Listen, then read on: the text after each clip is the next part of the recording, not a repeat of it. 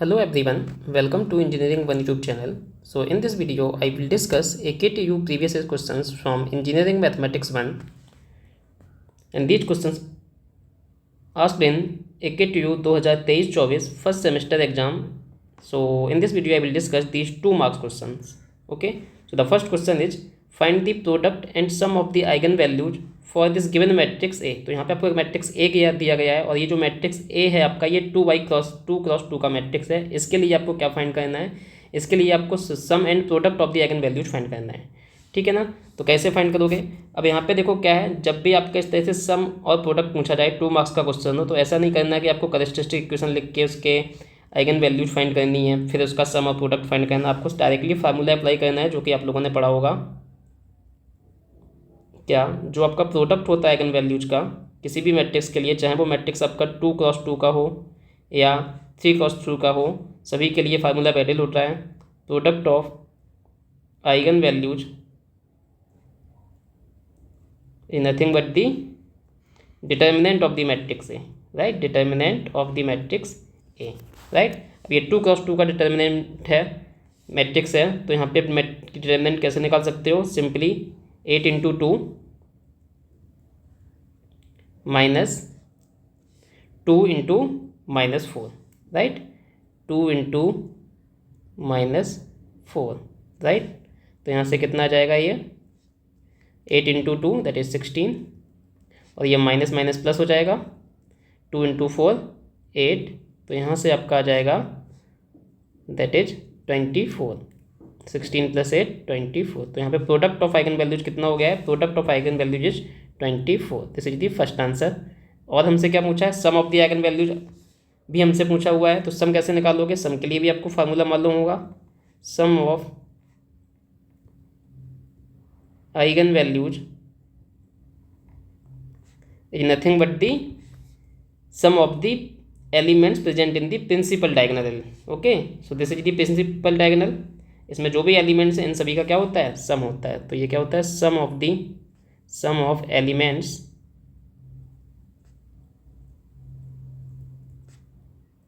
Of principal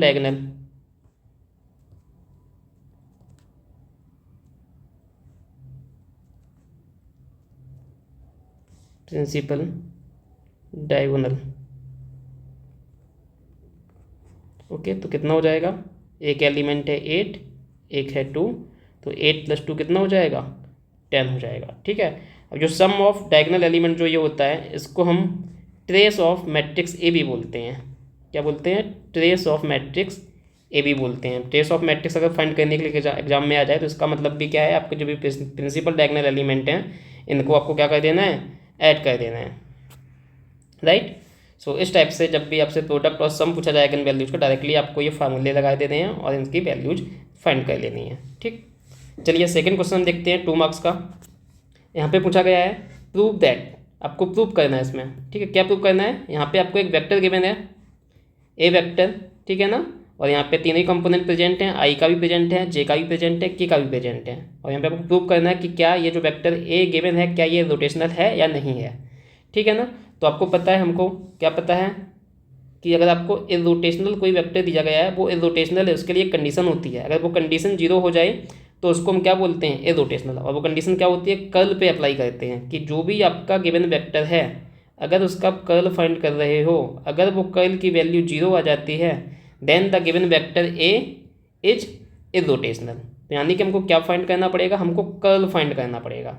ठीक है, अब यहाँ पे देखो आपके लिए यहाँ पे तीनों कंपोनेंट प्रेजेंट है। फॉर एग्जांपल इस ए वेक्टर को ऐसे ले सकते हो कि जो ये वाला कंपोनेंट है पहला वाला, इसको हम बोल दे रहे हैं एक्स कंपोनेंट, इसको बोल दे रहे हैं वाई कंपोनेंट और इसको बोल दे रहे हैं जेड कंपोनेंट। ठीक है, तो ए एक्स की वैल्यू आपकी ये हो गई, ए वाई की वैल्यू आपकी ये होगी जो भी जी का कॉफिशेंट है, और जो के का कॉफिशेंट है उसकी वो क्या है, ए जेड है। ठीक है, अब कर्ल ऑफ ए आपको निकालना आता होगा डिटर्मिनेंट से।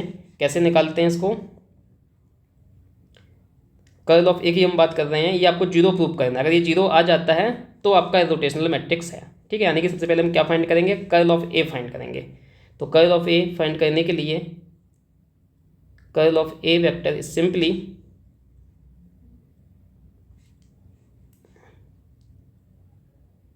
आपको कर्ल ऑफ ए फाइंड कर लेना है। ये आपको फाइंड करने आता होगा डिटर्मिनेंट मेथड से। क्या, this is I cap, then यहाँ पे आपका डेल ओवर डेल एक्स होता है, और यहाँ पे हम क्या लिखते हैं, जो भी फंक्शन है A X, that is 6xy plus Z cube. ठीक है, ऐसे ही यहाँ पे होता है जे कैप, और यहाँ पे होता है आपका के कैप। ठीक है ना, और यहाँ पे हम लिखते हैं डेल ओवर डेल वाई, यहाँ पे लिखते हैं हम डेल ओवर डेल जेड। यहाँ पे क्या जाएगा, ये ए वाई कंपोनेंट आ जाएगा, जो कि कितना है 3x² माइनस जेड है, 3x² माइनस जेड है। इसको मैं ब्रैकेट में भी क्लोज कर देता हूँ जिससे आपको क्लियरली चीज़ें समझ में आए। और ए जेड कितना है, that is 3x² minus Y. ठीक है,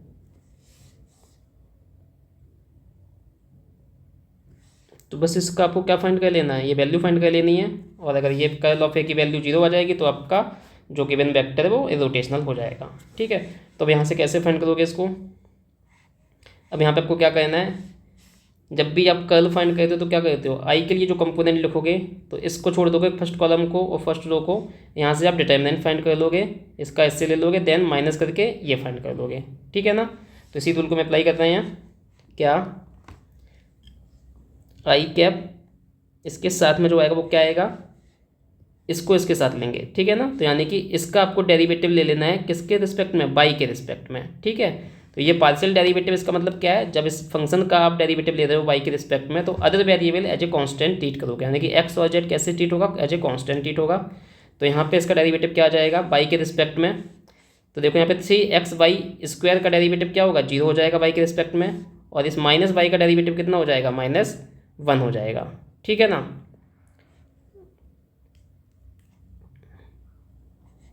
ठीक, तो हमने क्या फाइंड कर लिया, डेल ओवर डेल वाई, ये फाइंड कर लिया। अब माइनस करके क्या करना है आपको, माइनस करके इस फंक्शन का डेरिवेटिव फाइंड कर लो किसके रिस्पेक्ट में, जेड के रिस्पेक्ट में। तो देखो यहाँ पे क्या, जब इसका जेड के रिस्पेक्ट में डेरिवेटिव फाइंड करोगे तो क्या आ जाएगा, तो एक्स तो ऐसे कॉन्स्टेंट ट्रीट होगा, तो इसका डेरिवेटिव क्या आ जाएगा 3x² का 0, और माइनस जेड का डेरिवेटिव कितना आ जाएगा, -1।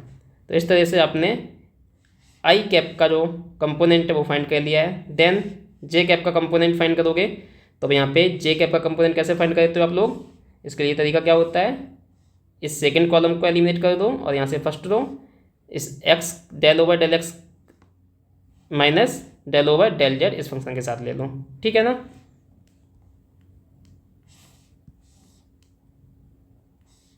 तो माइनस जे कैप क्या करना है, इस लाइन को रिमूव कर देना, इस लाइन को रिमूव करके आपको फाइंड करना है डिटरमिनेंट, तो कितना आ जाएगा यहाँ पे, यहाँ से देखना है। ठीक है, यानी कि इस फंक्शन को आपको डेरिवेटिव फाइंड करना है किसके रिस्पेक्ट में, एक्स के रिस्पेक्ट में।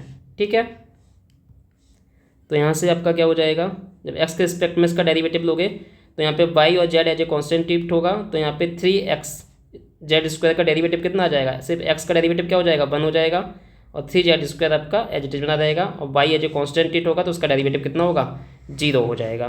ठीक है ना, माइनस फिर आपको इस फंक्शन का डेरिवेटिव ले लेना है किसके रिस्पेक्ट में, जेड के रिस्पेक्ट में। ठीक है ना, तो ये आपका कितना हो जाएगा, जब इस फंक्शन का जेड के रिस्पेक्ट में डेरिवेटिव लोगे तो ये पहला function as a constant treat होगा तो इसकी वैल्यू हो जाएगी 0, और ये सेकंड फंक्शन जेड के रिस्पेक्ट में डेरिवेटिव लेना है तो ये हो जाएगा 3z³ का डेरिवेटिव कितना होता है, 3z²।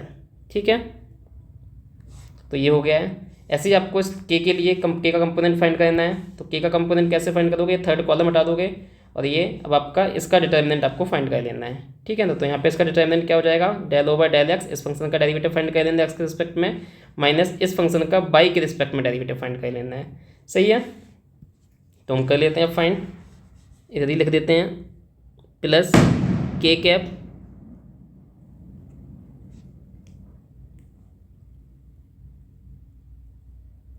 तो यहाँ पे क्या करना है, इस फंक्शन का एक्स के रिस्पेक्ट में डेरिवेटिव फाइंड करना है, तो एक्स के रिस्पेक्ट में कितना आ जाएगा, x² का डेरिवेटिव कितना होता है 2x, तो 3 × 2x कितना हो जाएगा 6x, और माइनस जेड का डेरिवेटिव क्या हो जाएगा 0 हो जाएगा एक्स के रिस्पेक्ट में, माइनस फिर इस फंक्शन का डेरिवेटिव आपको y के रिस्पेक्ट में फाइंड करना है, तो यहाँ पे y के रिस्पेक्ट में फाइंड करोगे 6xy का, तो y का डेरिवेटिव क्या हो जाएगा 1 हो जाएगा, 6 आपका कॉन्स्टेंट रहेगा तो 6x।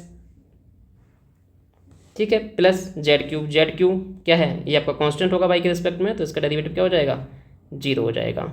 सही है। तो अब यहाँ पे देख लो जो हमारा कर्ल ऑफ ए आया है इसकी वैल्यू देखो, सारी कंपोनेंट आई का कंपोनेंट, जे का कंपोनेंट और के का कंपोनेंट, तीन ही कंपोनेंट आपके क्या आ रहे हैं, जीरो आ रहे हैं जब इसको सॉल्व करोगे। तो देखो यहाँ पे क्या है, इसको जब सॉल्व करोगे तो क्या हो जाएगा, मैं नेक्स्ट पेज पे लिख देता हूँ। आई कैप क्या बचा है देखो यहाँ से, zero minus one that is minus one, then ये माइनस और ये माइनस हो जाएगा प्लस, तो प्लस वन हो जाएगा ये। तो देखो माइनस वन प्लस वन कितना हो जाता है, जीरो हो जाता है यहाँ पे। देन जे कैप के लिए देखो क्या आ रहा है यहाँ पे, थ्री जेड स्क्वायर आएगा इस वाले टर्म से, ठीक है। और यहाँ से भी देखो आपका थ्री जेड स्क्वायर आ जाएगा और ये माइनस साइन है, ठीक है। तो एक पॉजिटिव में है थ्री जेड स्क्वायर और ये माइनस थ्री जेड स्क्वायर हो जाएगा, तो ये भी क्या हो जा रहा है, जीरो हो जा रहा है। Three Z square minus three Z square plus के कैप, यहाँ पे देखो सिक्स एक्स आ रहा है और यहाँ पे भी सिक्स एक्स आएगा, ठीक है ना। तो six x minus six x, तो यहाँ पे देखो क्या हो रहा है, तीन ही कंपोनेंट जीरो हो गए हैं, यानी कि हम बोल सकते हो जीरो आई कैप, यहाँ पे भी हो जाएगा plus zero J cap and plus zero के कैप, राइट। यहाँ पे चाहे तो माइनस लिख दो, उससे फर्क नहीं पड़ेगा क्योंकि वैल्यू जीरो है। यानी कि ओवरऑल ये वेक्टर कैसा हो गया है, नल वेक्टर हो गया है, यानी कि इसकी वैल्यू क्या हो गई है, जीरो हो गई है। यानी कि हम बोल सकते हैं यहाँ पे जो हमने कर्ल ऑफ ए फाइंड किया है, कर्ल ऑफ वेक्टर ए जो कि क्वेश्चन में आपको दिया गया है ए वेक्टर, उसका जब हमने कर्ल फाइंड किया है तो ये क्या आ जाता है, जीरो आ जाता है। तो जब कर्ल जीरो आ जाता है इसका मतलब the given vector A is irrotational, the given A vector is irrotational,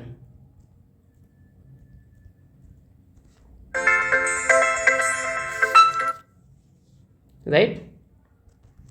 तो इस तरह से आप कर सकते हो इसको सॉल्व, ठीक है ना।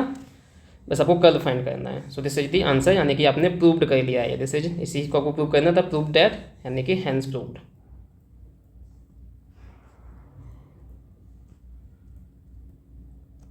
राइट।